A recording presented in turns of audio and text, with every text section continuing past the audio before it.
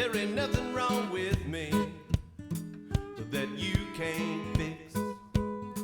There ain't nothing wrong with me. Hey, welcome to Made in Nacogdoches. Please like and subscribe to our podcast. And today's guest is Marsha K. Cooper. I don't know a whole lot about her. I just know that I met her over in St. Augustine and then had been to the Hemp Hill to the museum about the Columbia shuttle disaster.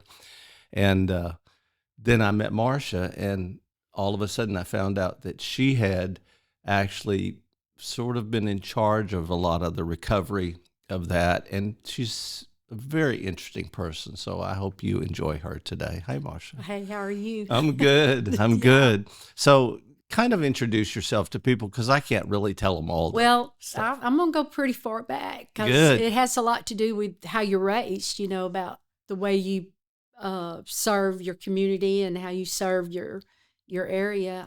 I was raised in a small community in East Texas called Possum Trot. I know a lot of people know about Possum Trot because there's a big movie about Possum Trot. Yeah, The Sound of Hope. And there's a lot of those people I grew up with. My grandparents owned a store in Possum Trot in that small community. And we were always in and out of the store and in and out of each other's houses. So I know a lot about Bennett's Chapel and the people in Possum Trot. And when I was 6 years old, we moved into a other community called Huxley, which is about 8 miles down the road. And when I started to school, I started at a small school that was called Strong School in East Texas. Strong, okay. S-T-R-O-N-G, Strong. Well, before we get to that, tell me about the little community of Possum Trot, and so that the people out here kind of understand the church and all that stuff. Possum Trot is a very rural area. It's dirt roads. There's a highway that's in there, but at that time it was nothing but red dirt roads. And Possum Trot had a lot of black and white living there, and there was a church called Bennett's Chapel. And Reverend Martin was the preacher there, and several families lived in that area, and we all grew up. There was Mr. Swindle had sugar cane, and there was pea patches and corn patches, and people that's the way they lived, and that's the way they provided for their families. There was chicken farms, cattle farms, people cutting hay, just people living their lives every day and supporting one another. And is it a poor community? It was a very poor community, and my grandparents owned a small store there, Cruz grocery store. It was in that area, and we grew up knowing everybody, helping everybody. Everybody fed one another. We may go down and help everybody pick peas or pull corn stuff like that. And the church that was down the road was Bennett's Chapel, and then a New Harmony Church was where we went to church, and it was a little Baptist church, and it was a very poor area, but, everybody knew everybody.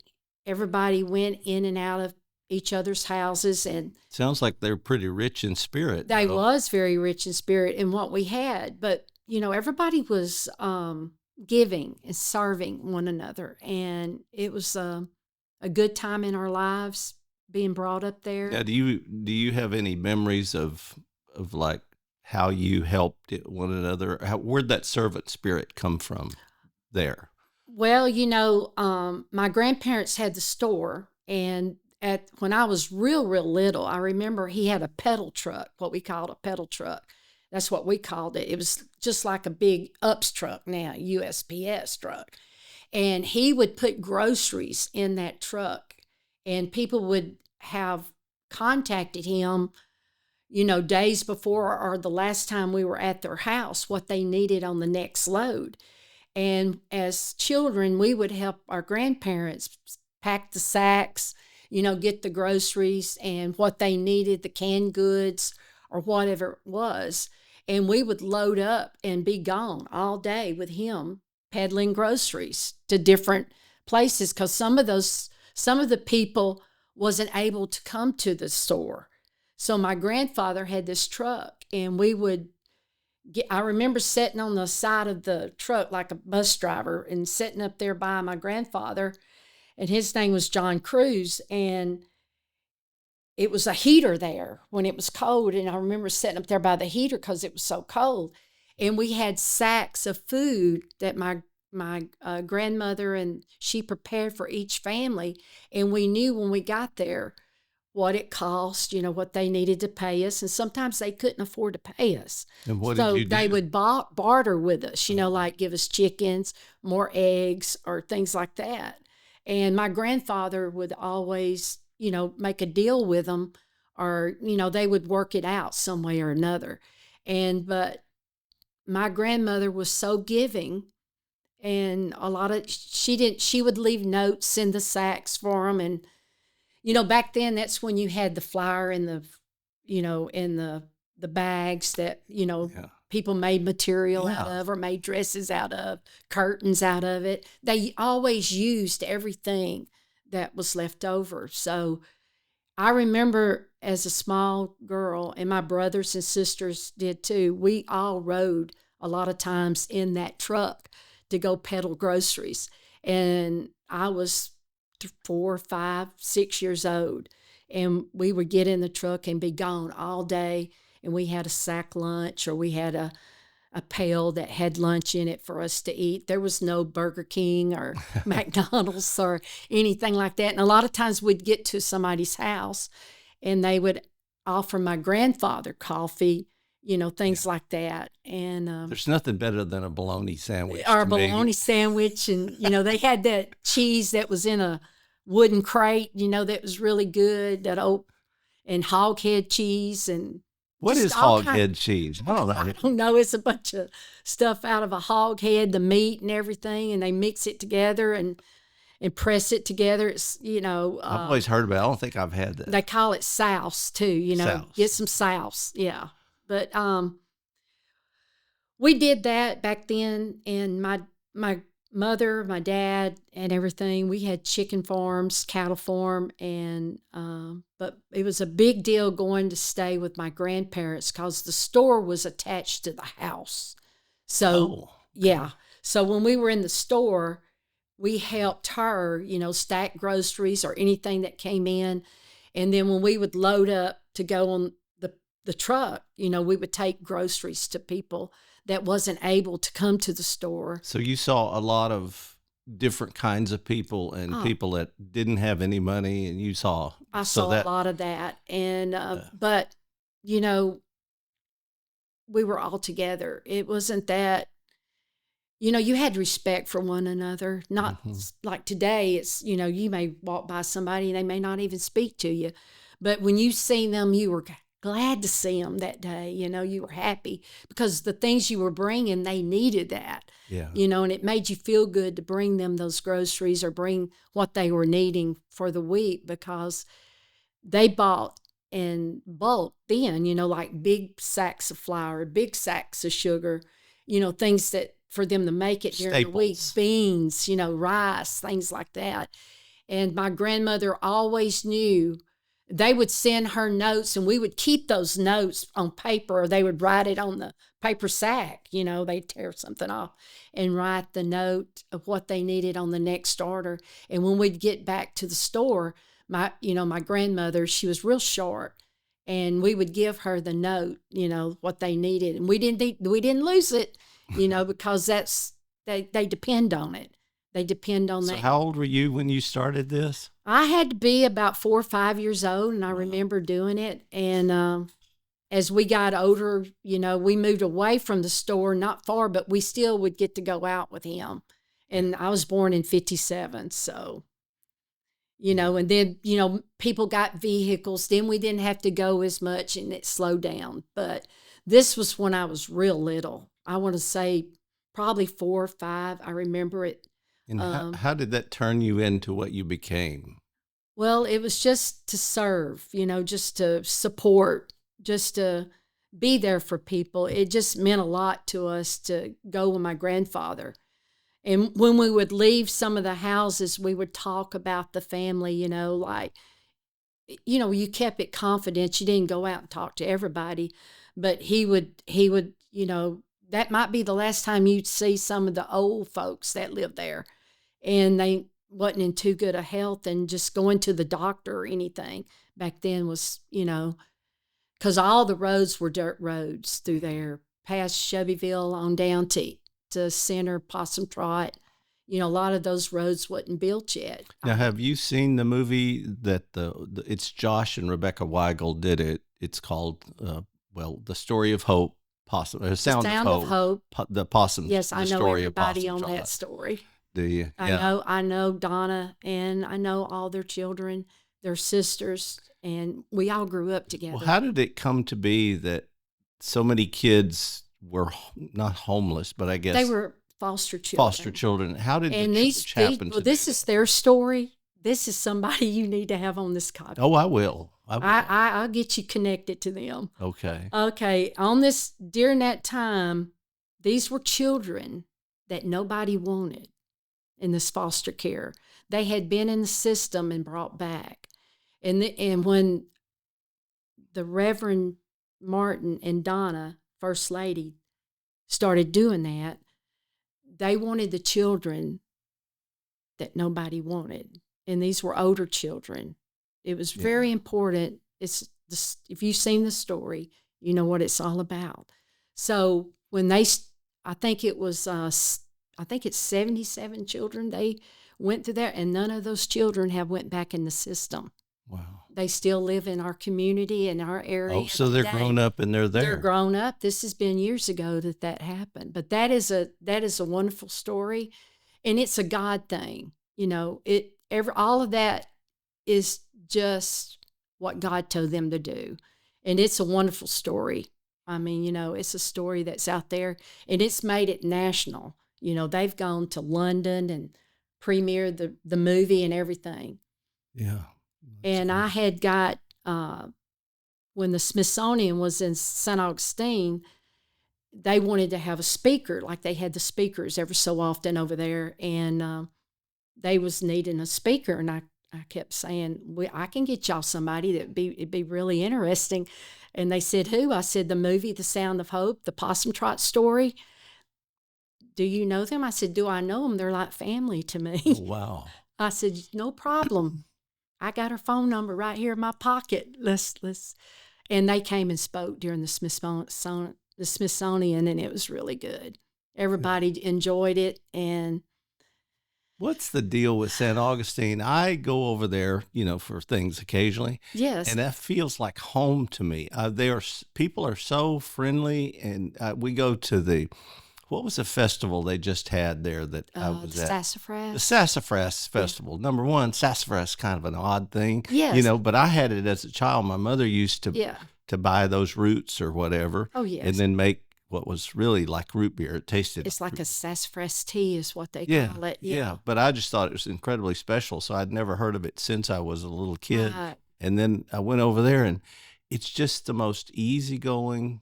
And maybe if you live there or you're from there, you might know something different. Well, but that town is different to me. It's special. It Why was is always special to me because St. Augustine, when I first started working with the Forest Service, which we're kind of jumping ahead, but when I started working there, and I went to that office, that was our main office, was in St. Augustine. So I worked out of the Cotright building there. There was a building down there right by the railroad tracks. And our office was in there. It's a National Forest Service office. And it was the Sabine National Forest Service office was there. And that's how I met everybody a long time ago. This was in 1989. So how did you get from being a 6-year-old in Possum Trot? Well, I went to school at Strong, which I went to school with a lot of kids from Possum Trot because we all knew each other. Right. And it was like family. In our first grade, there was only 6 students. Were you in the top of your class? Oh, of course I was. That's pretty top. Okay. Checking out there. So like in a room, you had first and second at Strong. And then in another room, you had third and fourth. Then you had fifth and sixth. And then you had seventh and eighth. When I graduated 8th grade in Strong, you either went to Joaquin, what school district you lived in, or you went to Shelbyville. So when I graduated, I went to Joaquin. That was the school district which I lived in. But a lot of them, some went to Shelbyville, and we went to Joaquin, and then eventually. Was there a rivalry between those two schools? All the time. Okay. All the time. It's always been one. And I lived in Huxley. After we moved from Possum Trot, we, moved to Huxley, but my grandparents still lived in Possum Trot. Okay. So we were back and forth. Every day we went to see my grandmother and them. So my mother was real close to her mother and daddy, and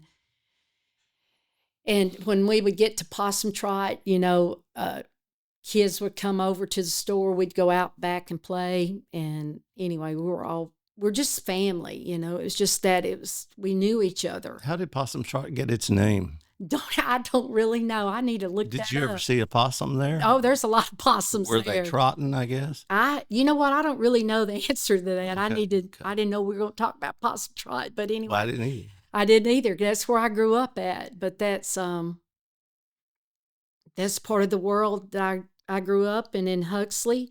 And so you went to Joaquin. I went to Joaquin. What was Joaquin like, and what was your school? Well, it's a little bit bigger class, and that's kind of high school starting. Or yeah, that was freshman class that I was in. And how many was in that? Like 3 or something? No, not Joaquin. There was like 30-something students that was in the like a big school freshman class, Wow. And that was a lot bigger than what I was used to. So that's probably bigger than Possum Trot, wasn't it? Yeah, and they The kind of made fun of us coming from Huxley. Some of the kids did, but after I'm older and I look back, a lot of those guys that were in Joaquin married a lot of girls that was down in our area. So you weren't so bad then, were you? No, a lot of them married and still married today. Yeah. Wonder what it was about Huxley that made those girls so pretty. I don't know. It could be the water. Possum Trot was a start, strong, and then Huxley, and then Joaquin, and then I went on to school to Tyler. And after I got out of school, I got married and was married for 10 years, divorced, and I moved back home. And that's when I started working for the U.S. Forest Service. And how'd you get that job at the Forest Service? Well, my uncle had always worked for the National Forest Service. They're on the Sabine National Forest. And I always liked the outdoors, and I knew a lot about the forest and everything. So there was a job opening, and I had several people that worked for the Forest Service would come by. They said, you need to go apply for that job. And I said, well, so I went and applied, and I got a job. My first position with the National Forest Service was a timber marker. I love timber. I love to go out and look at timber, and which I grew up there in Huxley, where we had timber on our land. We had cattle, we had chicken farm, we had all that there.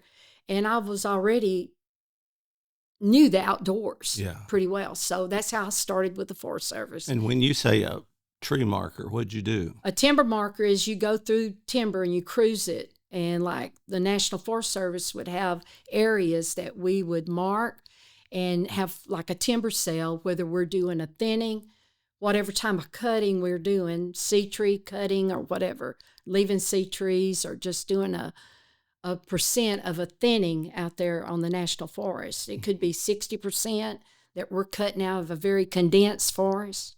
It'd be real thick and you might need to just thin it out. So the National Forest Service manages timber. We manage our timber. And it's a lot of acreage on the Sabine National Forest, and there's a lot of compartments which surrounds different counties. St. Augustine, Shelby County, you got the Newton County, Angelina County, all the way down to the dam. Now, were you on national lands or was it I privately worked for owned? federal. I work federal. The National Forest is federal land. So we have 5 forests in Texas: the Angelina, Sabine, Davy Crockett, the Sam Houston, and the Caddo Grasslands, which is up by Dallas-Fort Worth area. Now, did you ever run into any like swampy lands with water moccasins and rattlesnakes and stuff? Yes. The big thicket one year, since I did timber marking and I was a certified timber marker, and I knew how to cruise timber. What does that mean, cruise timber? When you go through you have a boundary around a big tract of land, and they want to know the volume of timber that's in there. And so what we do is we go in and cruise that timber, and we go in so many chains, and we go out there and we put a stake in the ground, and you got a prism in your hand, and you decide what you kind of get an area of the trees in that area. It's a big area that you look at, and we had a recorder that was like a computer that we carry, and we would put that information in there, and we would mark where we cruise. And you had to keep a straight line, use a compass, and we'd go to the end of that compartment and go so far in and come back. And so we're in each area, we're cruising in the volume of timber that's in that area. So when you're done during the day, you're covering a lot of ground, but sometimes it's slow because you're going through swamps, you're going through a lot of thickets, you got snakes, you got whatever's out there. You have ticks. Ticks, everything, and you got to eat. It's hot. And so when you get through cruising it, you know the volume of timber. Wow. How many board feet is a timber in there, whether it's hardwood, pine, whatever. Then you go back, you download it, and that gives them an estimate of how much timber is in that tract of land. So when we get further into this story, people are going to realize why you were so knowledgeable about what later on happened and why you could help so much, I think. Well, yes. This knowing was the not woods, somebody just arrived in town from Philadelphia to look at the forest. Because when I'm driving along and I see, if I go to San Augustine or something, once you clear the bar ditch of the road, it's almost impenetrable sometimes. I don't see how it's not a walk in a park. No, not at all. It's talking about like almost like a jungle. But it is a jungle out there. One thing about the National Forest Service, I'm going to talk a little bit about managing the forest. We do burn. We do prescribed burns. They're controlled burns. When we set the woods afire, we are prepared for that day. We know what the weather is. We know what the forecast is. We know what everything is. And it's like a prescription, just like a recipe for a cake. Mm-hmm. Everybody's got to have everything ready to go that day, because when we light that, we got to know what the conditions will be like. Because it can go The south. fire behavior is something that you really know what to deal with, because the thicker the woods, the hotter the fire. So the way you burn it, you have to come in and do small strips or wide strips, because the fire will pull together. Ooh. So that's another. Did not know. That's that. Another story about prescribed burning, is that the way the Forest Service manages the forest is that, they do a lot of prescribed burning, which a lot of people don't realize it really helps a lot. It helps with controlling our fires if we get into the wildfire season. And it also helps our wildlife, our plants, our trees. There's a lot of fire out when you burn. There's a lot of plants and stuff survive better from the wildfires. Really? How is that? When it burns down, it gives off nutrients. It gives off like vitamins and stuff to the ground because of the ash and the duff that is burned. That's kind of like a fertilizer back into the dirt. And a lot of people just don't realize about how burning and a controlled burn helps a lot. But, you got your wildlife. You got to help your wildlife too. You're also helping your trees. And, sometimes you're trying to control it, and weather can change. And that, we have to take all that in consideration when we do a prescribed burn. So everybody is on go. You got your wildlife biologists, you got your silviculturists out there, you got your fire people out there, that you got everybody involved in it.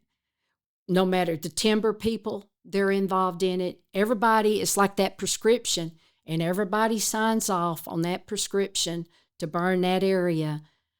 And we know at the right time, by looking at the weather, certain times of the year to burn. And of course, we trial and error too, but everything is signed off and approved. We don't do anything unless it's approved.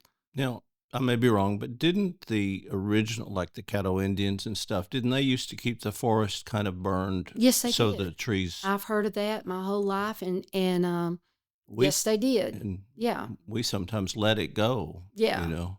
I know that I've been on some wildfires and we didn't put it out because it was a slow back burn. Mm-hmm. I've been on fires up around by the Grand Canyon that they just wanted to let it just to burn because it was not uncontrollable. It was burning on its own, and they monitored it each day to let that fire just kind of back up and do its job, which it needed to be done. So you traveled with the fire service. Well, too, with Forest Service, we went on several incidents, whether it had to do with FEMA or wildfires or hurricanes, whatever disaster happened in the United States, we were ordered up. And we have a Texas Interagency Coordination Center, which is located in Lufkin. A lot of people don't know that Interagency Coordination Center is in Lufkin. It's in Hudson. And it's run by the Texas A&M Forest Service and U.S. Forest Service, U.S. Fish and Wildlife. Maybe I can think of all of them. It's been a while. Bureau of Indians Affairs is on that. Park Service, National Park Service, Texas Parks and Wildlife. There's several agencies that's inside that interagency coordination in center. Lufkin. In Lufkin. And there's dispatchers that monitor and run that coordination center. They call it TICC, T-I-C-C, Texas Interagency Coordination Center. And just like when the shuttle happened, that's where people were ordered in resources. I know that yearly they send out 60,000 resources, equipment out of these coordination centers to help with any disaster, any emergency that may happen in the United States. Just like if you have a big wildfire in Oregon, Montana, anywhere, those dispatchers are there and these resource orders come in. And as they come in, they start looking at people that's available. We are all red carded. We're trained. What does that mean? We're certified. When you get a red card, it's whether you're a firefighter type 2 or 1, dozer operator. You might be on a national buying team, or you might be on a team, a type 1 team, a type 2 team, type 3 team. Whatever the size of the incident, the bigger the incident is a type 1. Type 2 may be smaller. Type 3 may be real small. You may not need a big team to be there. Like when the shuttle happened in Hemphill, type 1 teams. That's how big it was. Yeah.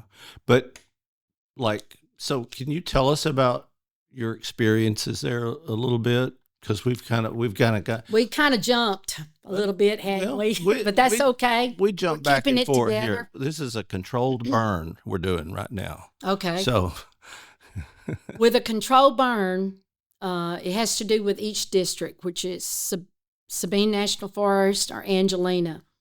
And we have fire managing officers that's on this forest. And then our Lufkin office is the supervisor's office, right, which it's being manned. Now, where did you fit into this? I worked on the Sabine National Forest, and I worked on the Angelina National Forest. Okay, and so you talked about firemen and timbermen and stuff like that. Mm-hmm. What was your main? Being as a timber marker getting started, I was also a wildland firefighter when I first started. Like a real firefighter? Yeah, we train. When you get that position, you got other duties assigned, and we could train to be as firefighters. And of course, we did our own prescribed burning, but you had to be certified. You had to do a pack test. When I first started, we had to do a step test, and that was you stepping down off a box for so many minutes, and then they would do your heart rate. and your heart rate had to be at a certain level, not beating too fast. You had to be in shape. Yeah.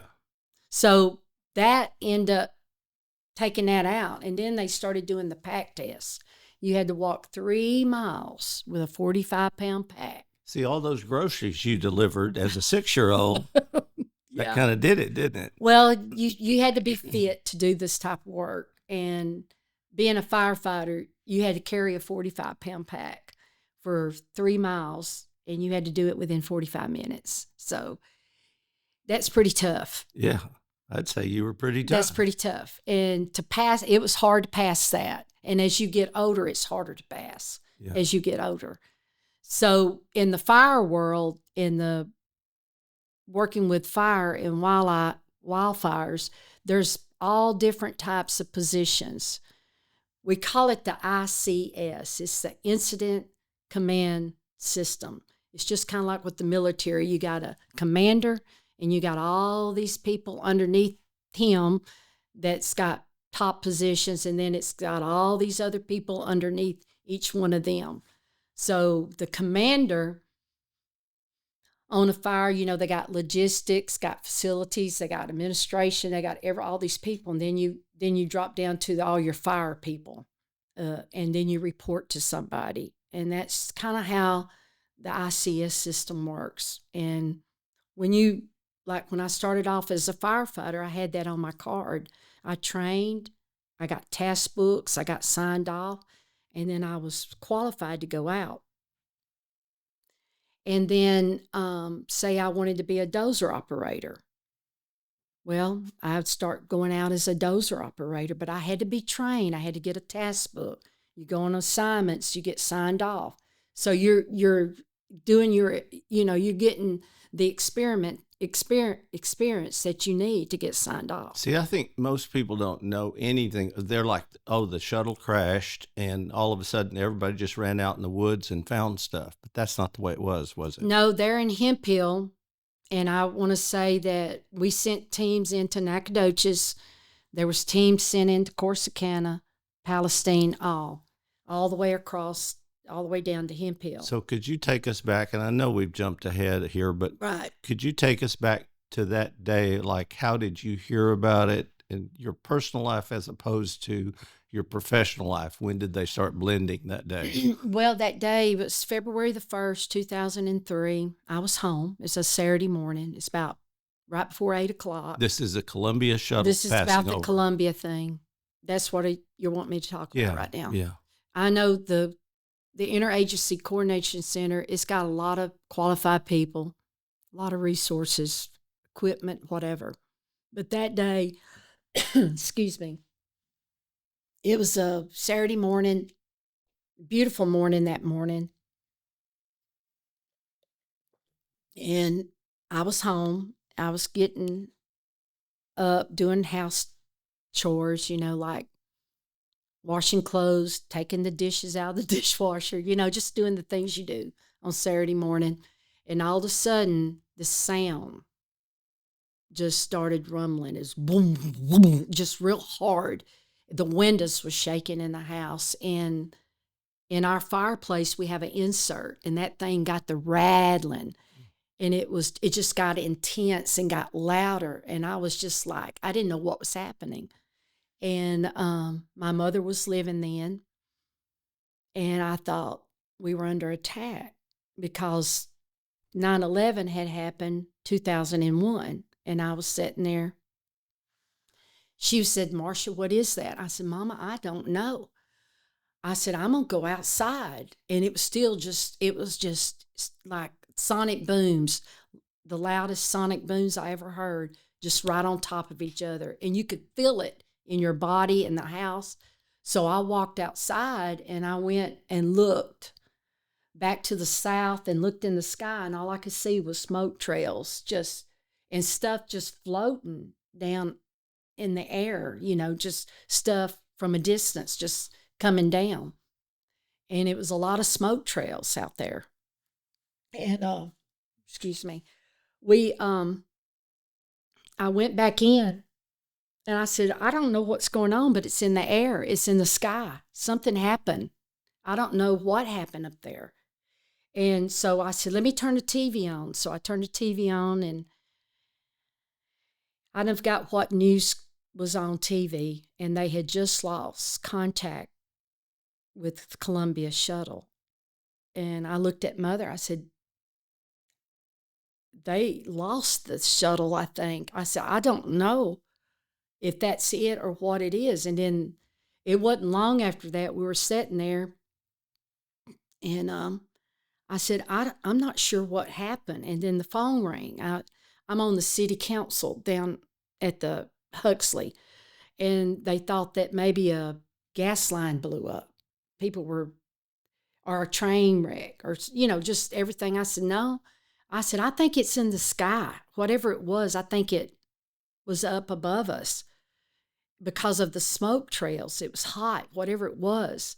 And so I went ahead, and I needed to go feed cows. I had several head of cattle then. And so I left out of the house and went out back and got on the tractor and went to feeding cows, and I still didn't know what was going on.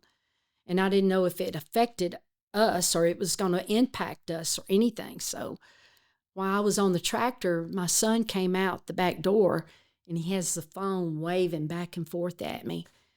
And I got off the track. I drove the tractor up, got off, got on the phone, said, Marsha, you need to get your GPS,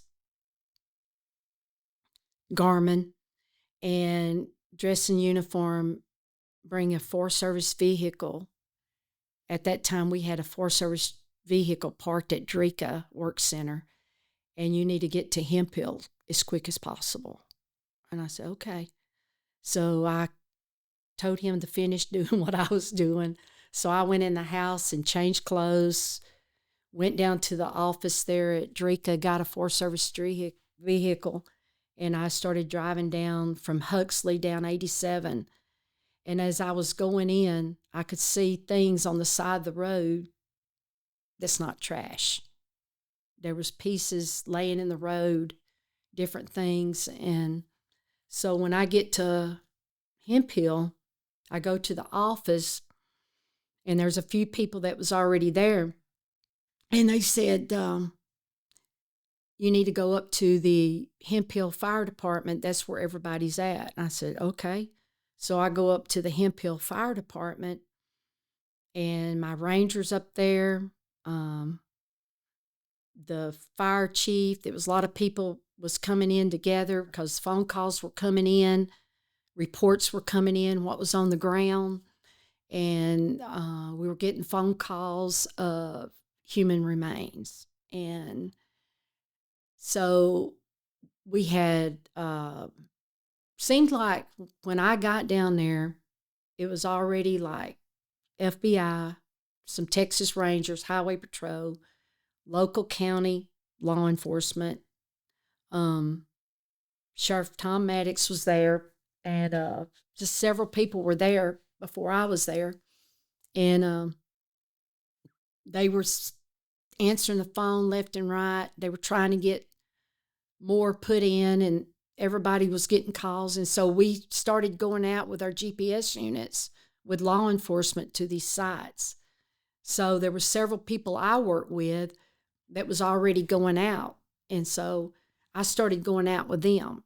And we went out to a place, and sure enough, it was human remains. That's kids of the astronauts? Of the astronauts. And it was these kids that was on a four-wheeler that morning, rode across it. So we immediately, Squeaky got involved in it. He was a funeral director. He was the funeral director there in Hemp Hill, and we started immediately. Brother Fred Rainey was the pastor there at First Baptist Church at Hemp Hill. He was the chaplain there at the fire department. So immediately we started, doing something, praying over them, picking them up, very reverent and everything. And then there was a couple of astronauts showed up. And then it was more people would just Houston or something. Just started showing up. People started showing up. And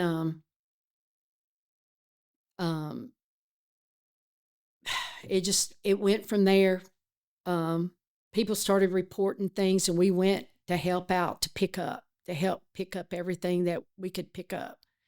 And there was report on the side of the road. There was report people was calling in. It was just overwhelmed. It was getting bigger and bigger and bigger.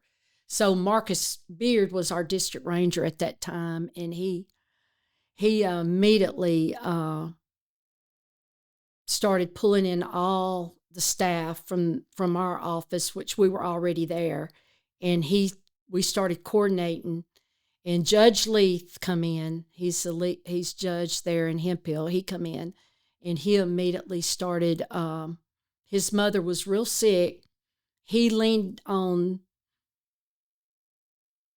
our ranger, Texas Rangers, our district ranger, and people, and we started pulling in and starting the ICS immediately, which is like a command system. See, and the instinct of most regular people would be just panic, everybody running around and doing it, but y'all kind of separated. We organized. we kind of started meeting and briefing each other, and we started taking orders of what we needed to do, and that's how we started dispersing everybody. Nobody went out with had law enforcement with them when everything we went to go pick up or go get. And then that evening when we all come in together and we all was there at night, we kind of knew what we were dealing with, and we wanted to keep it very quiet, because what we were doing was, it was very important for us to find the remains of these astronauts and get them home as quick as possible. So that day they opened the VFW hall.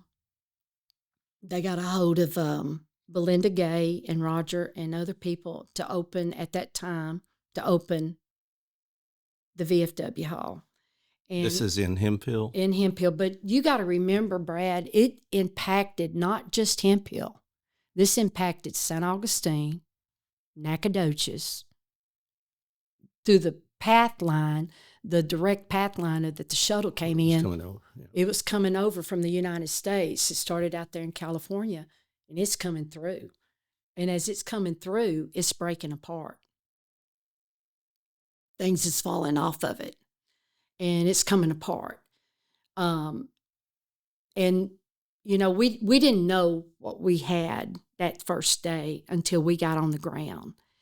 And we started GPSing everything we were finding. And when you lay a Texas map down and you start over there at Corsicana, Dallas, Fort Worth, and you just look at it, you can lay a ruler down, and it just shows you the direct where these towns are. Did it spread out, or it was go in a straight line? But I know the day, those, just to find them, it took us right at 2 weeks to find them. It was around 17 and a half miles long, 1 mile wide. You're talking about around 38,000 acres. And like Greg Coors, he worked with us, and they coordinate and was in charge. Jamie Sow, it was a bunch of people that I worked with at that time. They had the skills to put that together. And what we were saying is, we wanted people on the line that had wood savvy. They know how to work in the woods. We called it wood savvy, because they knew how to go through the woods. And we started that first day, and we knew the second day was a Sunday, and we knew we were going to have to do a straight line search, because that way everybody is hand in hand when you start walking through those woods. And it's a thicket. You know, it was thicket. It's no walk in the park, and it was hard to go through. And we started from the GPS points that we had. We had a place where we wanted to start. So how many people would this be in this line? That first morning, it was hundreds of people. I done forgot how many school buses. It seemed like it was like 5 school buses that was full of people. And we lined up on Beckham Road, right out of Hemphill. And we lined up, and we had our compasses, which we knew the direction to put our compass. the person that was carrying the compass flagged that center line. And then we had somebody say, like I had 40 people on my line, the one on the end was flagging, and the one on that end, the left end, was flagging. That way we didn't run in. And then that next group of people that was lined up, another 40 or whatever, did the same thing. They follow our line. So we went first. Through that thicket. So you got that first line going. And then these people are going down the side of our line because we're flagging that boundary going all the way through. You got to keep it straight. You can't miss nothing. So Were they picking up stuff or just tagging it? Well, what we were doing, we were looking for them. For the astronauts. For the astronauts. I call them our astronauts. Yeah, well, they are. They are ours. And that's what everybody called them. They were our astronauts. So when we started, it wasn't just a few feet in. We had to stop. Stop. Somebody would holler stop. When they holler stop, that means it just went down the line. Everybody said stop all the way. We stopped. And we had something. And we would call. People would stay back, and then we'd start again. So did they have somebody there to recover the remains then when they found? We made sure that one thing about, I know it's told on our video, Mark Kelly was one of the astronauts. And we talked, Brother Fred Rainey and them, they wanted, and Squeaky, it was several, they wanted to have some type of service in the woods. Have you seen that on the video? And of course, when we were walking through those woods, it affected everybody on that line. There's a lot of people that walk those lines every day, and it affected all of us. We were all together. It was all in unison. It was nobody complaining, nobody griping. Everybody, it was hard. Now, are these volunteers? A lot of them are volunteers. Just regular people. Just people come out of their houses. You had grandma, grandpa. You had school teachers that Sunday. You had a lot of people that came out to the VFW hall to help us do what we were doing. The word got out, not Facebook. That wasn't a big deal, man. So it wasn't that social media thing. It was by word of mouth. People was calling, you want to help? But there was people, we told them when we got out there, if this is not for you, it's not nothing bad. Nobody's going to look bad on you if you got to get out of those woods. So don't worry about that, And we had people, when we went, we knew we had to go.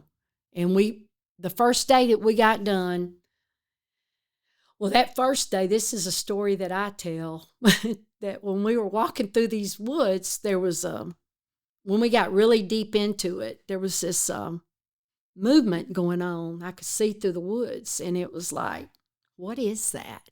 Everybody, I said, y'all see that? And they said, what do you see? I said, there's something moving up there. And it was this old hog wire fence that was like an old home place that was in this wood area that we were at. And as we're walking, it was warm that day, we're herding snakes. My goodness. We're just snakes. Because they're like the line of people We're coming. side by side, we're walking through there. And as we're walking, stopping, because somebody was keeping giving a description of some of the pieces we found. Because when we get back, we'd turn that in. And, back then you didn't have iPhones. Getting a picture of it was impossible nearly. But we would write a description or tell them what it looked like, what we knew it looked like. We never seen the inside of a shuttle or anything like that. But as we're walking, we're herding snakes. In this fence, as we're getting there to that fence, some snakes are crawling up in that fence. Oh, my goodness. With all that vegetation and everything that's in the fence. And everybody's scared to death, Yeah. I don't like snakes. So it's kind of like, we got to get around this. So we kind of split off, flagged off where we were, got around, and maybe the snakes would go back. And some of them stayed to just kind of to see what would happen. But we went back to look at that area because we didn't feel like we were confident that we covered that area that good. Now, you were going across private property too, Yes. weren't you? Were people still good Well, with that? you know, the county judge, has a lot of authority, which he pretty well cleared with everybody in our community and in the county, you know, that Yeah, we don't would be be shooting searching. us. We're going to Yeah, be we're going walking to be on your coming on land. your property, you know, but a lot of those private owners and private property owners were with us on those lines, right. and they knew their property. And a lot of people searched their own property too. So, but sometimes I go back and think about that day that it happened. It's a wonder that no pieces of that shuttle hurt anybody, didn't hit anybody. Well, I know they said a door fell here in town. There was you know? stuff on top of buildings here, they said. Yeah. But it wasn't just Hemp Hill. I just want to make that clear because St. Augustine was impacted. You know, everybody was impacted that day. You said 17 miles. Yeah, 17 and a half miles just for the astronauts. Wow. Just for them is what we had to search, 1 mile wide. You know how a mile is. Well, and filled with people, that's a lot of people, you know? That's a lot of area to cover. Yeah. And we went back to some of these places more than once, more than twice. That first day, how far did you get into that? Well, 'cause you had to get organized. That took a while. Well, we would come out to another road. Then we'd have to go back through some more property. Then we'd get out by the highway, you know, and we just kept going until it got dark, you know. Did you stop and eat or go Well, to the we had bathroom? lunches. We would stop and have lunch because they would send us lunch out there. If we knew about what time we were going to get to that road or that would be a drop-off place, that'd be a good place for them to bring us lunches. And they were making sack lunches at the VFW hall. So this was just, who was making those stack lunches? Well, those were those ladies at the Lady Auxiliary people there at the VFW hall. There was volunteers. Cakes were being brought in. People were bringing stuff in to help out. There was a lot of people that went out to the VFW hall to help out. My ranger told me I have purchasing authority, and I had a government credit card. He said, if I need to use that government credit card to use it, I said, okay. But I never had to use it during those 2 weeks. Because People brought the food. And during those 2 weeks, as the day, that Sunday, then that Monday, they started bringing in food. And more people were coming to help us. The word was getting out what we were doing in Hemp Hill, in Sabine County and St. Augustine County. St. Augustine was impacted too. There was human remains that far. So there was people, when I say 17 and a half miles by air, that way, not by road. As a crow flies. Yeah, as a crow flies. Yes, sir. So when we were feeding 3,000 meals a day. Out of nowhere. Out of nowhere. How many people are in Hemp Hill? Lord, I don't know. What, maybe 10,000 in the county? In the county. Maybe in the county. But, man, this impacted Hemp Hill a lot and St. Augustine. Yeah. There's like 3,000 we people don't in have San hotels. There's no hotels to put people. Yeah. So one thing about it, they ordered the Oklahoma Indians. And the National Guard came in. And I tell this all the time. At night when we would come in, like those first 3 or 4 days, I kept thinking somebody's going to take over. Well, that was going to be one of my questions. Did Washington suddenly come? You said astronauts showed up. We had astronauts there. We had a safety guy show up, Jerry Schumann, a good friend of mine. He's like my brother. And now he is. But when we would meet every evening with the district ranger and all our staff and all our people there, they liked what they saw us doing. And they knew you guys were wood savvy, right? Yes. And this wasn't supposed to happen. You know, NASA makes things to last forever. Yeah. And And to have a plan for this, there wasn't a plan. So like controlled burns, you guys have a prescription and a plan, but they didn't have a plan for this one? They didn't have a plan for this to happen. This wasn't supposed to happen. This was several of these astronauts that was there during the week that got close to us, that worked with us. Mm-hmm. This wasn't supposed to happen. And I'll never forget it. It was like the third day or something like that. We had over 200 employees show up from NASA, and they wanted to help because this is their best friends. Right. This is people they worked with for years to do this flight. They knew these people, but they couldn't stay at Houston. And the deal was that we weren't supposed to tell nobody that they were there. It was over 200 of their employees showed up in Hemp Hill, Texas. And where are they going to stay? They stayed in people's houses. People opened their homes, opened a bedroom. People would call and tell us where the key was at their camp house, stuff like that. There's a lot to this story that a lot of people don't know. That's what I want to know. So what do I not know? Well, it was people that showed up, and people opened their homes.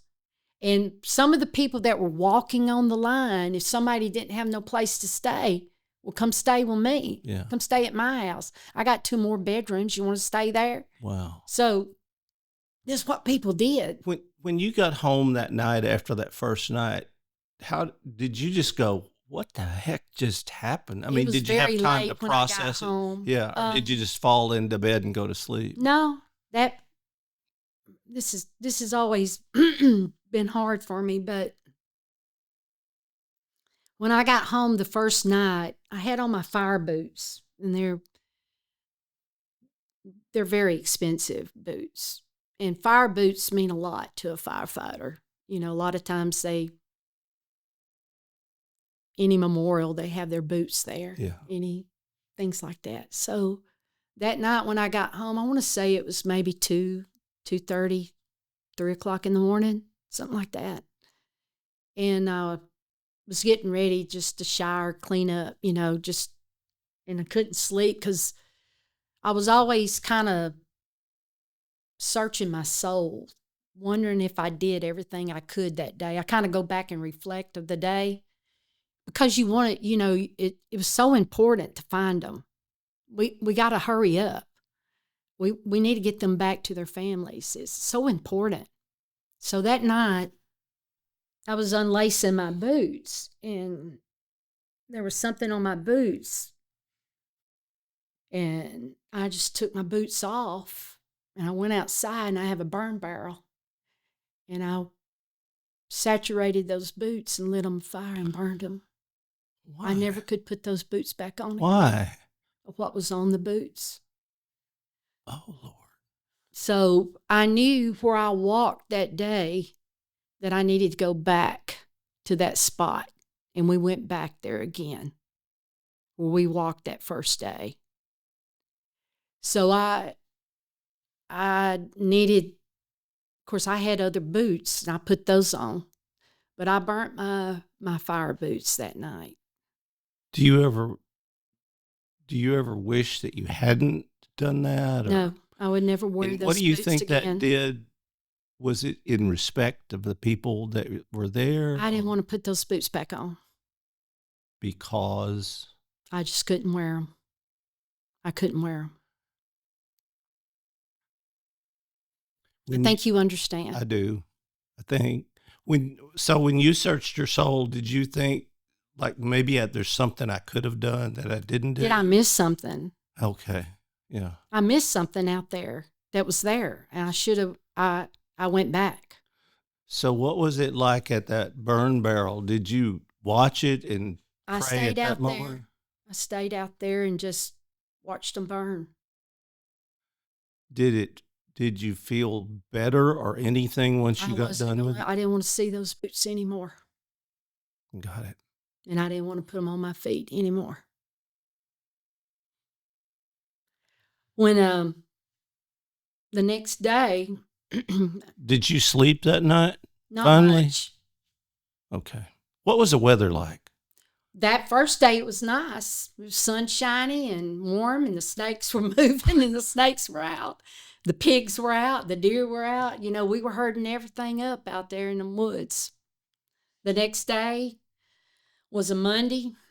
We all met. We started meeting out at the VFW hall. That was the command center. And everybody was showing up there. School had started.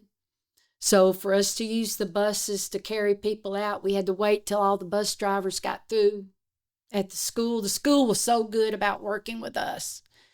That's when a lot of the children wanted to help. It was a big deal to them.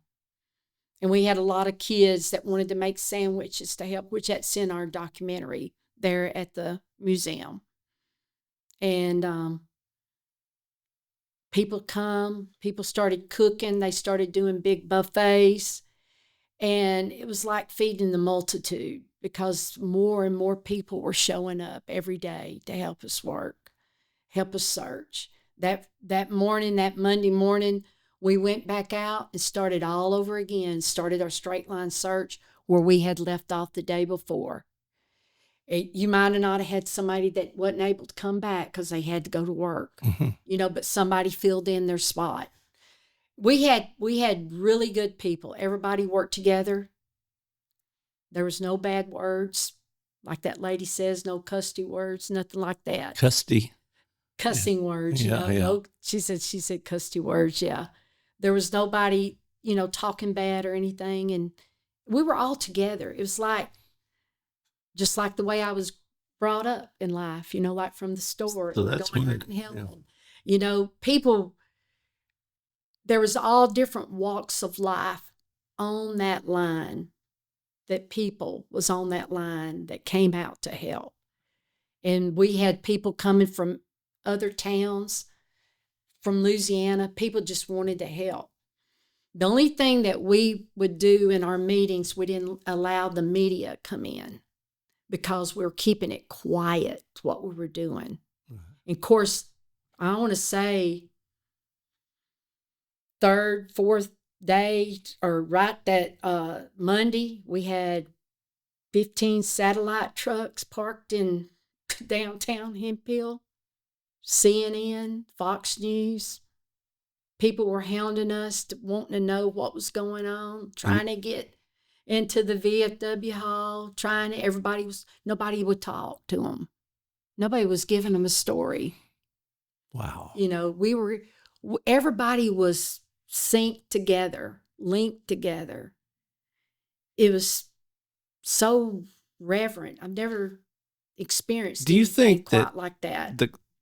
Because there's something special about East Texas that people don't realize. Do you think that if it had been any other place, they would have synced together like that, like a small town will? No, but I remember that talking to some of the NASA people and some of the people that was out there, those 200 people, we had to keep it quiet. They did not have the clothes to be walking. Yeah. But the people in East Texas is the backbone of our country. You talk about rural area. I'll never forget when the Smithsonian was coming to St. Augustine and they were talking to me. And I could think about a lot of the rural people that's in this area, whether they're logging, cattle, chicken growers, whatever they are, it's the backbone of our country. I mean, I have a mailbox in front of my house that I get my mail from. Yeah. I can sit outside back then and I can hear a vehicle coming down the road and I know who it is before he gets there. Wow. Just by the sound of his You know, vehicle. Come on, Brad. My family, we lived almost a mile off the paved road. And so we had a cattle guard there, and my mother would be sitting in the house and she'd go, well, somebody just turned in our cattle guard. And I'm like, Mom, that's a mile away. And she'd go, and it's Paul Higginbotham, or one of our neighbors, she could tell by the tires, or if they came home from town, they would look at the tracks in the dirt road and they would identify people by their tracks, like that right tire's kind of worn out, It's crazy. Country people know that stuff. Right. My father used to look at, he tried to explain to me, and I was dense as I could could be I was left-handed or whatever, but he could look at like 25 head of cattle and he'd go, "Look at that one, Brad." And I'd be like, "Yeah, which one?"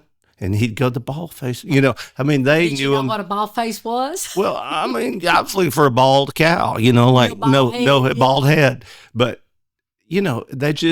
they just know things so intimately. Like you talk about being wood savvy. Yeah, People wood savvy. out in East Texas are cow savvy, chicken savvy. Yeah, you got to be. All of it. That's the backbone of our country. You know that. The rural people. Well, how in didn't the area. rest of the world know that? Or if they did, would it be really overrun weren't. with people or something? It's just that generation, we're losing that in our country today. Even in East Texas, are we losing? Some of it, I think we are. I was in a conversation this week with some family members of mine that we were talking about, like when we raised our children, we wanted our children to be better. We bring them up. We want them educated. We want to do better for them than what we had. Right. Right? So now that next generation of our children raising our grandchildren, okay? Mm-hmm. Did we instill enough in this generation that they're going to raise their children to be better than that? Are they losing that work ethic like we did growing up? I mean, raising on a farm, gathering eggs, working in the chicken house, help feeding cows. Go help your neighbor paint that barn. Go help them rake their yard, help clean up the leaves. Nowadays, you can go buy someone that's old and not able to do it. It's just there. Nobody thinks to go help them. They don't have that push that they have, that we had growing up. I can remember my mother and daddy, we're going to go down and help so-and-so get their yard cleaned today. Yeah. And we would all go as a family, and we didn't gripe and we didn't complain. We did what mother and daddy told us to do. Because if we griped or complained, there was consequences. So is that because, like, your family's generation suffered through the Great Depression? My mother and World War II. Yes, things, my dad was in World War II. In Vietnam or Korea and Vietnam and all that. Maybe it's because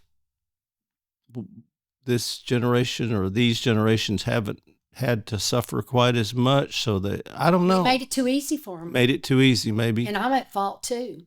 Oh, me too. Believe me. I believe that we're at fault. But if I could teach children, like there were so many children I have talked to at the museum. And there's so many children I talked to during the shuttle recovery that the schools came out after, we were able to recover our astronauts. We still had the recovery going on, which lasted about 3-4 months later before we shut down those camps. St. Augustine joined in with ours, and then other camps shut down. But to recover the shuttle, there was still going on picking up pieces of the shuttle. So you spent how many months? I think it was 4 months total. I may be wrong about that, but I think it was about 4 months total. We had the Type 1 teams come in, and then because then we were recovering the shuttle because they didn't know what happened. Right. And then in March the 27th, we had a helicopter go down. That was part of the search? That was still helping with the recovery. And there was a good friend of mine on there with the Texas Forest Service. And there was a pilot that I knew for years that worked for Papillon, which is out of Grand Canyon, was a pilot of that helicopter. And there was 3 other people on board. When that helicopter went down, 3 people survived, 2 people didn't. And it went down in St. Augustine County off of 105. And I went to that immediately. It was several of us that went because people were searching. I want to say it was about the 4th or 5th day I was pulled off the recovery line because the media situation was getting out of hand, in which I already did public affairs work. I was a prevention person that when I would go out on these wildfires, I would report to the public, give them updates every day. So I was asked to come in and I didn't want to get off the line. I thought I was better served out in the woods, not there. So when I got in, I started helping with the briefings. We would do a media briefing in the mid-morning, and then we would do one in the evenings for all the media. So I know I jumped back, but anyway, that's what we did. And I didn't like being off the line. Yeah. So when I was there with doing the media stuff and was assigned other things after we recovered our astronauts, I started working more with helping with the overhead stuff that we were doing in the camps. So we had this incident happen, and there were several of us there, like the district ranger.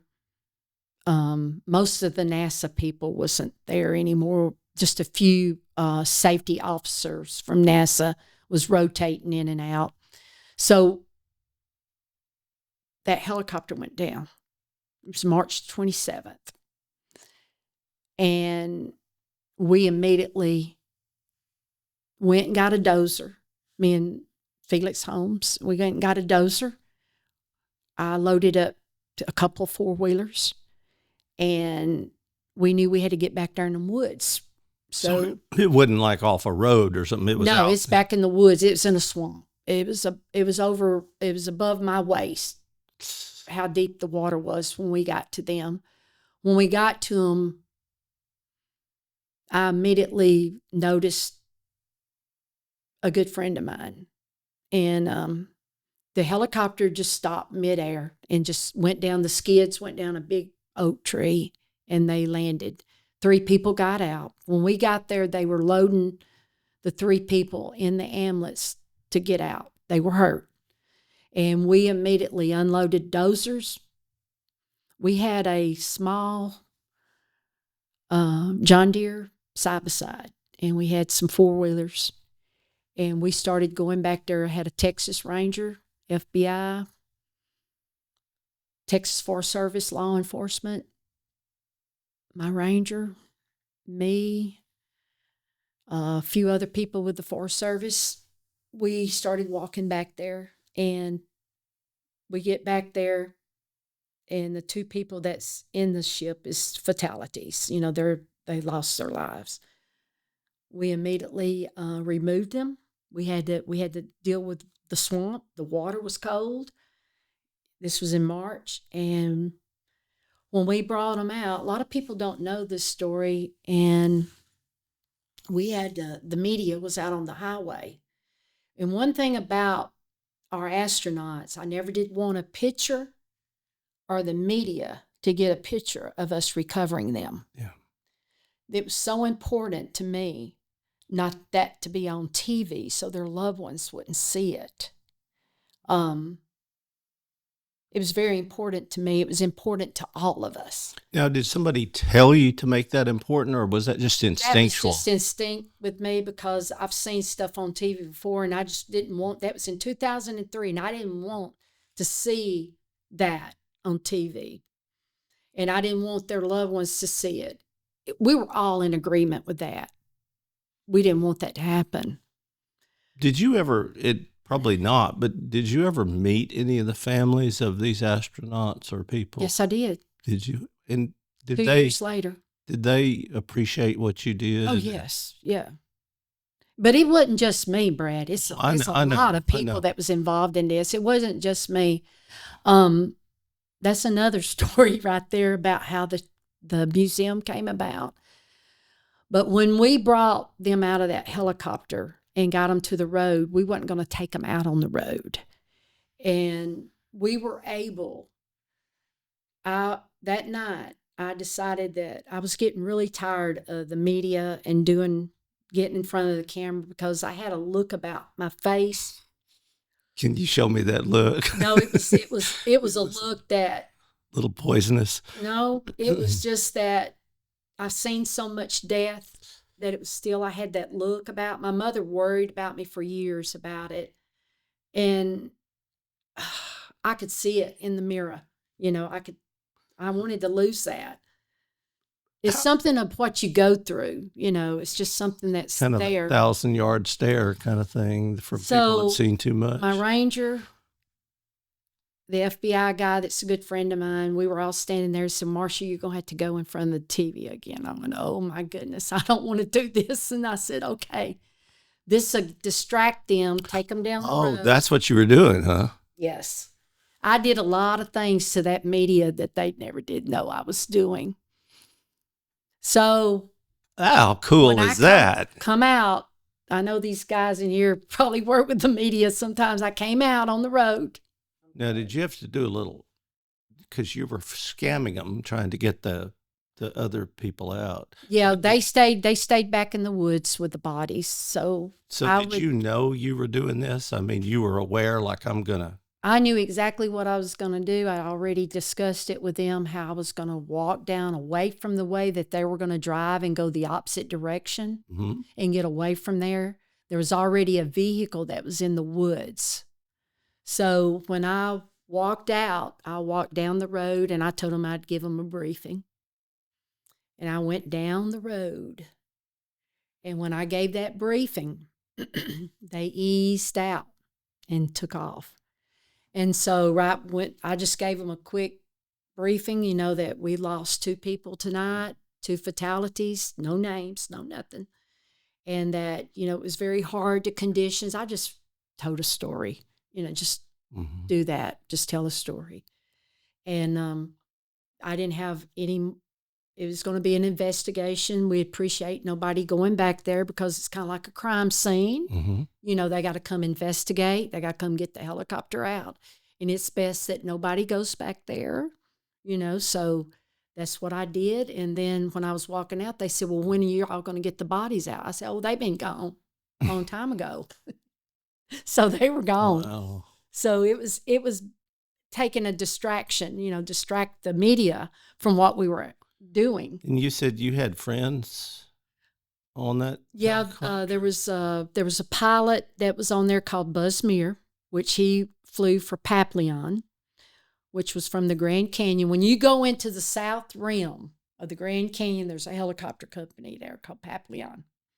And he flew with them, which he flew with wildfires and stuff. Because the Forest Service has contracts, with all these resources and stuff. There's contracts with airplanes. There are contracts with helicopters. There's contracts with all kinds of vendors, catering, porta potties, shower units on these wildfires. You setting up a little city, when you go on these big wildfires. I think people don't realize that it's not just the people on the line putting the fire out, but they got to eat, they got to sleep, they got all You got people working behind the scenes that pulls all of this together. How does a person do that? I mean, like the emergency coordinator or something, who does all this stuff? Well, like in Nacogdoches or like in each county, there's an emergency coordination person, a management person in each county works with the judge and commissioner's court. I think they get hired through them, and each county has one. So we had Billy Ted Smith was the one that was with us during the shuttle. And of course, he worked real closely with the judge, NASA, with everybody. Everybody came together. We had like a group of commanders. We had the judge, you had the ranger, you had the FBI, you had Texas Rangers. We had all these federal agencies there, EPA. Were they all getting along? Everybody got along. That was one thing about it. Usually, you got to remember, nobody came and took over. Well, and how did that happen? NASA agreed with what we were doing. They wanted it to continue to be going just like it was. I remember one day I was to go get these 2 guys from Washington, not to ask any questions, but to get them in a truck, ride them around, let them see what was going on, the operation, explain to them in the truck what was going on. So my ranger and the judge, I took these guys. They said, Marsha, you be the good person to go with them. You can tell them what's going on and take them to these areas and let them see what we're doing. So I did. Of course, they wasn't dressed for it, But I did. I took them like to where the straight line search was going on. I took them where we were feeding people. Who were they? Just I, Washington guys? They were Just from were they in Washington, and black they suits never with sunglasses they or were something? in suits, and I don't know who they were. I just did what I was told. I introduced myself, and I couldn't tell you their names to save my life. It was just two people that got in my truck, and I drove them around and showed them everything. And they apparently were satisfied. They were, when we got back, they were ready. I took them back to a little airport there in Pineland. They got on a plane and went somewhere else. And they got on a plane, and I guess they went back to Washington and reported in. Wow. But they talked to the astronauts. They talked to the judge. They talked to the FBI. They talked to people that were in charge. Mm-hmm. We had people from NASA that had Sean O'Keefe was the main man out of Washington. He was in Hemphill, Texas. Yeah, wow. Me and him became really good friends. You know, he almost got killed once he wasn't over NASA. He had a plane crash like going into Alaska, and it was a good friend of his, a senator.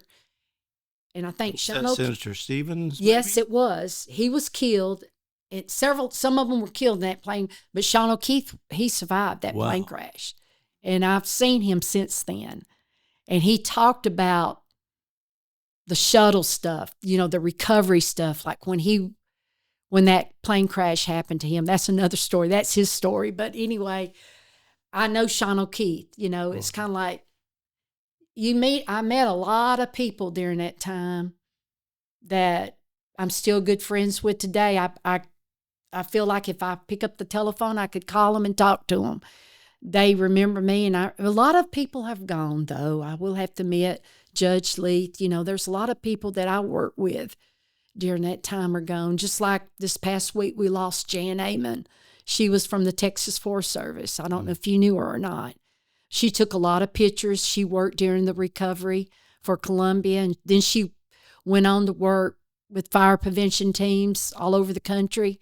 And she just recently, you know, passed away just a few days ago. But I mean, there's people that it was like in my life, just one incident after the other that happened that I've had to help work with. And you also worked on 9/11? Well, when that happened, we were called out as a buying team. We wasn't right there at ground zero. We were a national buying team, which we helped buy, to help support, get them equipment, get the supplies, whatever resource orders came in to us, supplies orders, we did. It was the main thing they needed. I remember this was Vicks salve, you know, the rubbing, you know, Vicks, so they could put up their nose for the smell. But you know, there's a lot that a lot of people don't realize, that when an incident happens, you got people working all around behind the scenes that's making everything come together. Yeah, somebody's got to pull out that government credit card and buy all those, like when it happened, those trucks and things that picked up debris, they didn't come out from magic. They came out from people like you. Right. Calling and saying. One night, there was a hurricane coming in. This is another incident. I'm just going to jump to something else. It's okay. But there's a hurricane coming in Florida. I forgot which one it was. But we were to go back. We flew in on a military plane. I think it was a charter flight. No, it was a chartered. We loaded up. Our Type 1 team loaded up. Buying team loaded up on a plane. And while we're flying, I'm calling somebody. And, you know, I have an accent, little East Texas. Really? A little bit. So I'm calling their Orlando is a convention center. And there's a MASH unit there. You know what MASH is, like on TV. Medical, yeah. Medical deal. So down in the Florida Keys, all these nursing homes and what was going to be impacted by this hurricane, they made a MASH unit in the Orlando Convention Center, and there's a big hotel right next door to it. So our team's coming in. We're going to support that MASH unit, and he needs a buying team. I don't know nothing about medical stuff. They said, you'll learn real quick, Marsha. You got commanders, you got generals, yeah, and this smash these doctors and nurses. And so we had to get all these hospital beds put up. All this was going on before we got there because they ordered it, but it needed to be paid for. So we're flying in. And as we're flying in, I'm on the phone talking to the hotel. I need to rent the whole hotel. I got to buy the whole hotel so we can't can even get a one room booked. How do you book a I hotel? book it. I can book it. And then I had, where we're going to land at the airport, I had to have about 45 cars there, rentals, vehicles. So when we get off that plane, we all can get in these vehicles to get to the convention center, which the winds on that convention center, 250-mile-an-hour wind that would hail like a hurricane wind, and that was the safest place for them to put them. Yeah. So the guy on the phone with me goes, is this a joke? And I said, what? Yeah. I said, no, it's not a joke. I said, I'll send you my credentials. And I said, I'll give you these on this credit card I got. Let me give you these first 4 letters, and you know it's a government credit card. So when I gave him my credit card number to hold all those hotel rooms, he said, you are legit? And I said, yes, sir, I am. Wow. Because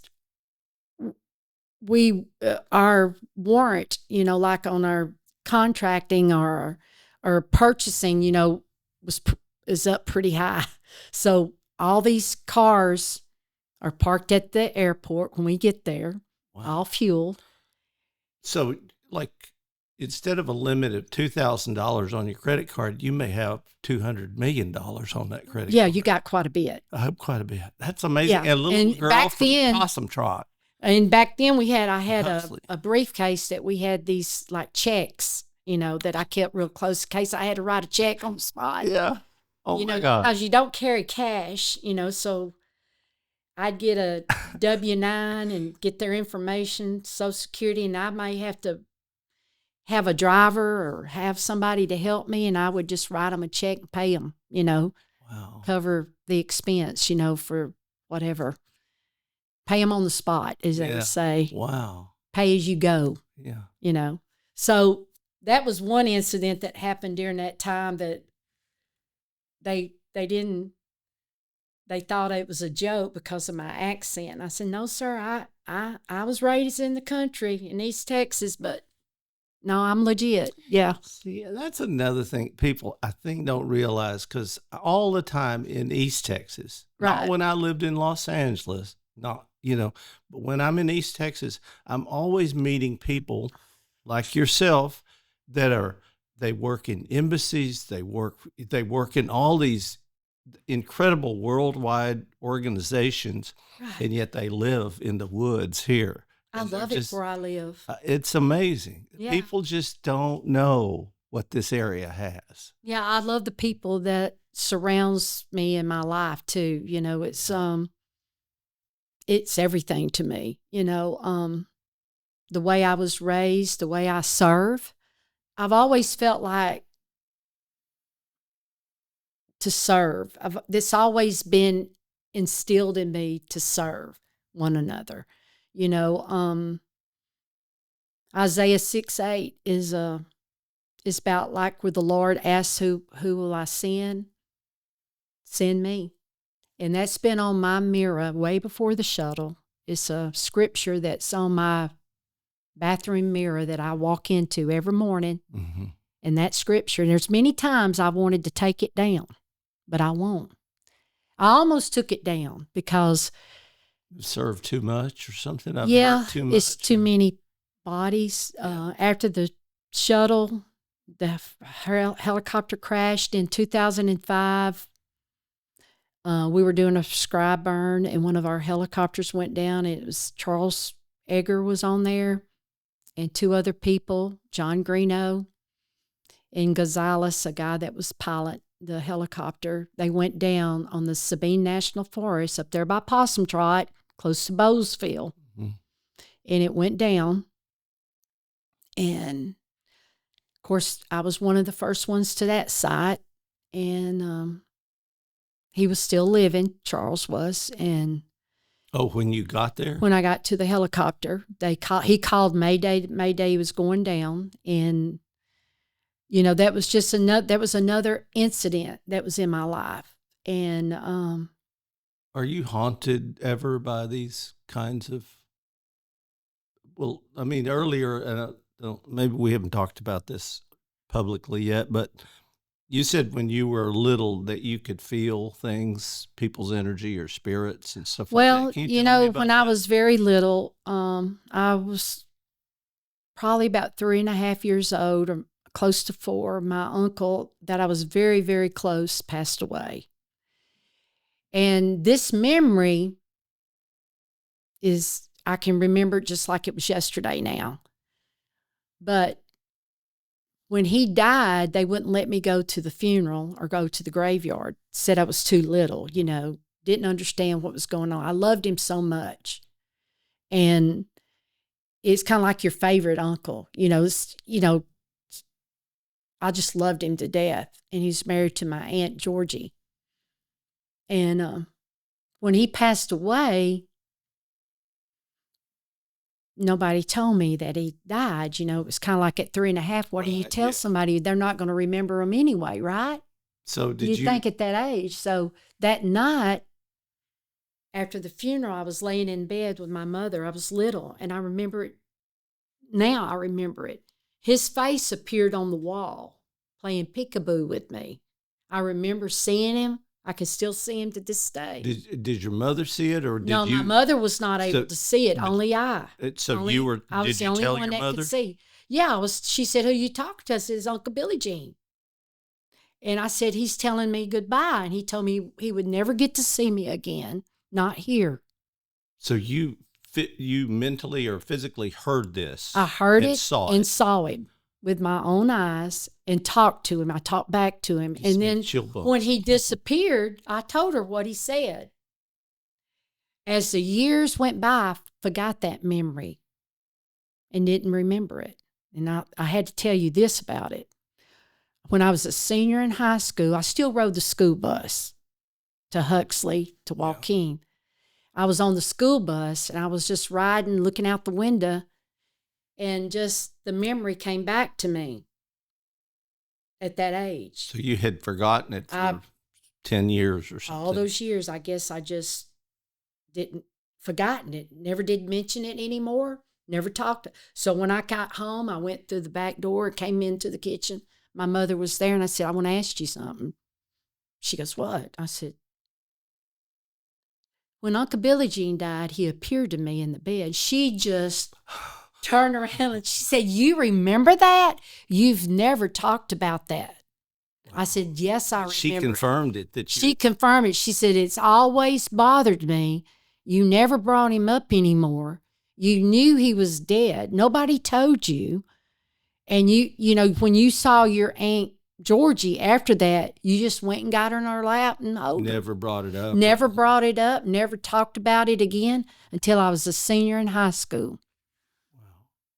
And I remembered. It was just like that memory came back as I was looking out that bus window, as I was sitting there, had my head, kind of leaning to the glass and the reflection on the glass, and it just came back to me. I didn't see him. Right, but it sort of. But it triggered a triggered memory. that memory, and I thought, did I dream that? Mm-hmm. No, I don't think I dreamed that. So when I got to the house, I walked in there and I wanted her to tell me. She was in the bed with me when that happened, and she said, "Yes, it did happen." Have you had any other kinds of experiences like that, or you just feel things? I've seen. This is something a few people know this. I was married for 10 years and divorced. And one night, my brother and them had these hog dogs and kept them up at their house. And my brother was working, and his wife called. I had just got in from church Wednesday night. I had on khaki pants and a dress shirt, and she was having a fit because the dogs got out and they had this hog in this pond, this little pond of water. So I got up there and I went up there and waded in the water and got them dogs off that little pig and brought them back, put the dogs up and got the pig put up. And when I got back home and walked through the back door, there's a bathroom, shower back there. There was a shadow following me. It was a dark shadow.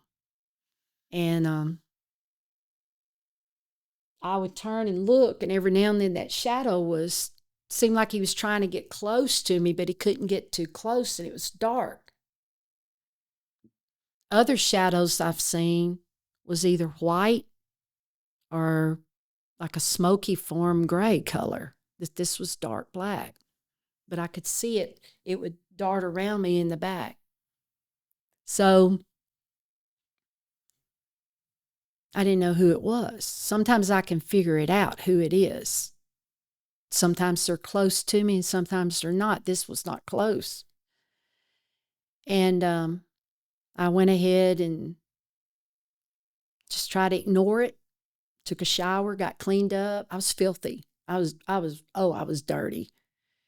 Put the clothes in the washer, went through the house, went through the kitchen, went through the living room, went in there. My mother was there, and I went in her bedroom, and the shadow was still following me. So I went in there, and I said, Mama, do you see this shadow? I said, there it is right there. Oh, there it goes right there. She goes, no, I don't see it. I said, okay, I'm going to go to the living room. I'm just going to sit down. So I sat in the living room, and I went to praying. And it came to me who it could be. I said, no, he ain't dead. Ain't no way. And then I realized I called his name out, and I said, I forgave you a long time ago. I said, you need to leave here and not come back. And I prayed in Jesus' name for whatever this was. He couldn't get close to me, but he was in the house. But when I prayed and I laid my head, I bowed my head and prayed, when I raised up, it was gone. The telephone rings. It's my sister-in-law. That was my sister-in-law. She said, he's died. I said, I know he has. He's been here. She said, oh my goodness. I said, yes, he was here. I said, I told him I forgave him a long time ago, and that if he had somewhere to go, he needed to get there. He needed to go on. If there was a bright light or whatever it was, he needed to go to it. Wow. And I never had that shadow ever again around my presence, around me anymore. But I knew he was dead before I got the phone call. Yeah. Well, this was my son's father, which he never had a relationship with his daddy. So I called him to tell him that, his father had passed away. And that was in 2005. And we went to the funeral. He went to the funeral. I went with him. His wife went with us.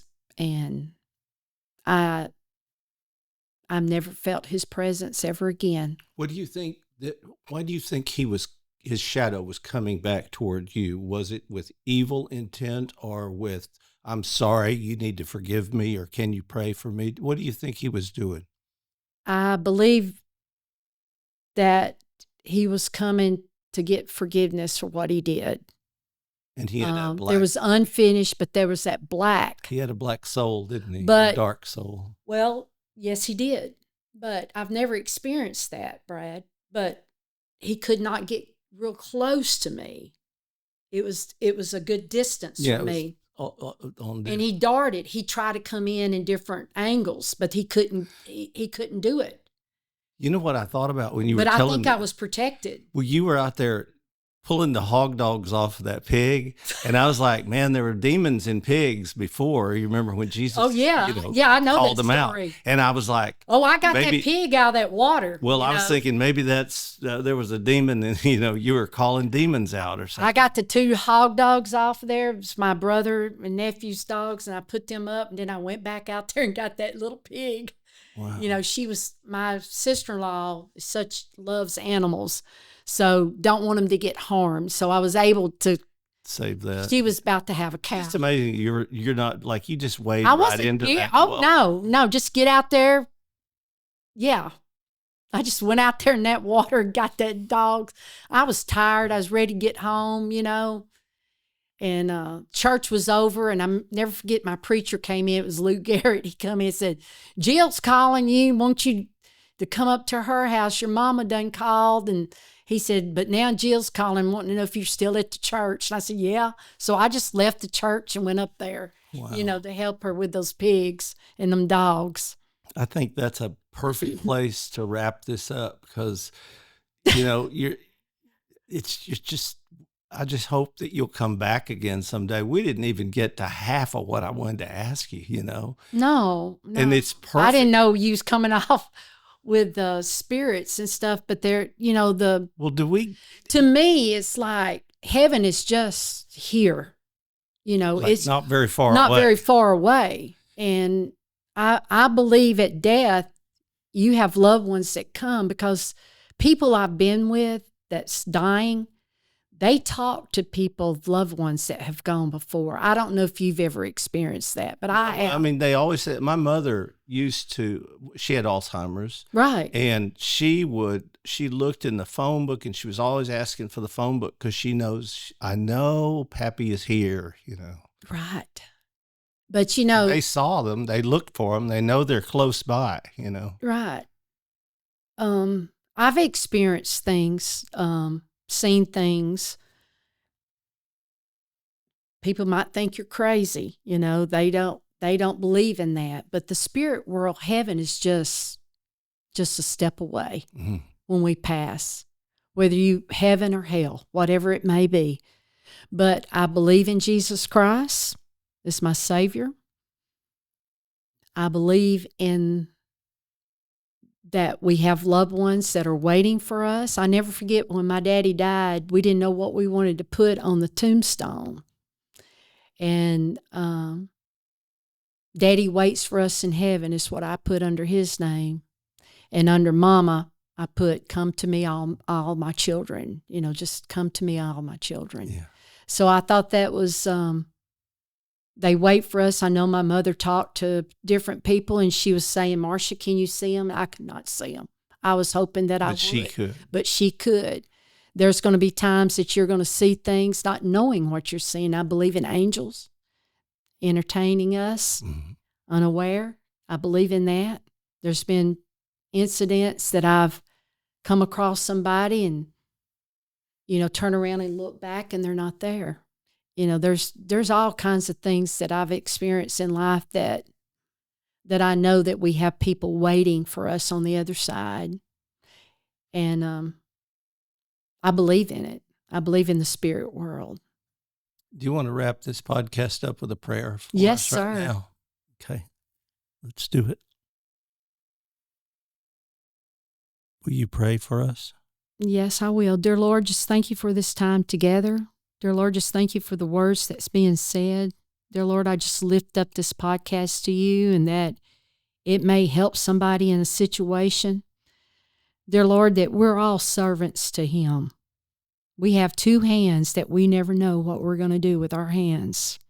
One hand, we love ourselves, we feed ourselves, we dress ourselves, and we take care of ourselves. But in that other hand, we need to reach out to people that we may need to help, whether it's opening a door, helping them load their groceries, whatever the situation will be.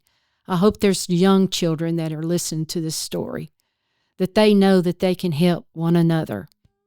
Dear Lord, just be with us during this storm tonight, and get me home safe and Brad home safe, and be with the young men that are in this room with us.